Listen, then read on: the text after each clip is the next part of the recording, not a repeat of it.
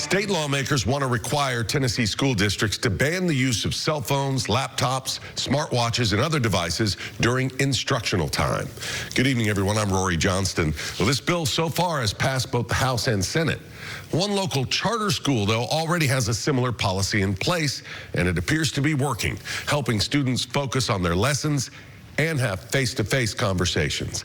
News Channel 5's Kelsey Gibbs tonight takes us to KIPP Nashville Collegiate High School. Come on in, grab a dock, find your seat. KIPP Nashville Collegiate High School biology teacher Emily Smith knows we're living in a digital age, which can make teaching Generation Z a bit difficult. We're working to make curriculum more engaging. We're working to do more hands-on stuff, especially being a biology teacher is wonderful because there are labs and things that we can do that apply to their everyday lives. It helped when KIPP Nashville passed a policy last year locking all student wireless devices inside magnetic pouches during the entire school day. Scores have gone up. Students are more engaged. They are participating more in class. They are having better peer-to-peer interactions. Since the change, KIPP says chronic absenteeism went down 37% to 10%, and attendance is up 95%. This gives us that break time from us looking at a screen all day, from being able to actually interact face-to-face.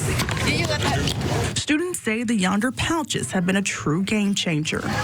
I feel like it's made me focus a lot more about what I'm doing, the people I'm talking to.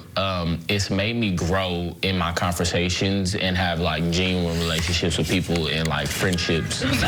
Now state lawmakers are hoping to make this rule across the state. But I think it will be very impactful and very beneficial after everyone's, getting used to it, actually putting their phone in yonder and just being able to see the positive over the negatives. The bill, which passed the full House and Senate, would require Tennessee school districts to ban use of wireless communication devices during instructional time. Smith says at first, students and parents had their concerns about the policy because of school threats and wanting to reach loved ones. She says in those moments, she needs her students focused on her and their safety plans and not their phones. If we're in a situation like that, those pouches can be cut with scissors.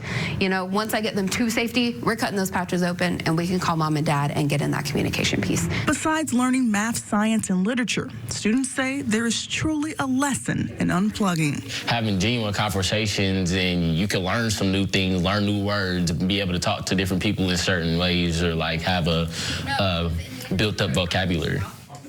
Really interesting model for public schools, Kelsey. There are exceptions. I know if the student's an English language learner or has a medical or developmental condition. Yeah, so say if the student has, is diabetic and they need to use their phone to check their insulin, that will be a medical exception. And I know there's concern with parents. How are students going to be able to reach them in case of an emergency? Now, according to the bill, there is use for phones during the event of the emergency, but the sponsor did say, and she told us last month, the bill insists that school districts should do and handle all the communications in a crisis and not the students themselves. This is about learning. Yes. All right, Kelsey, thanks.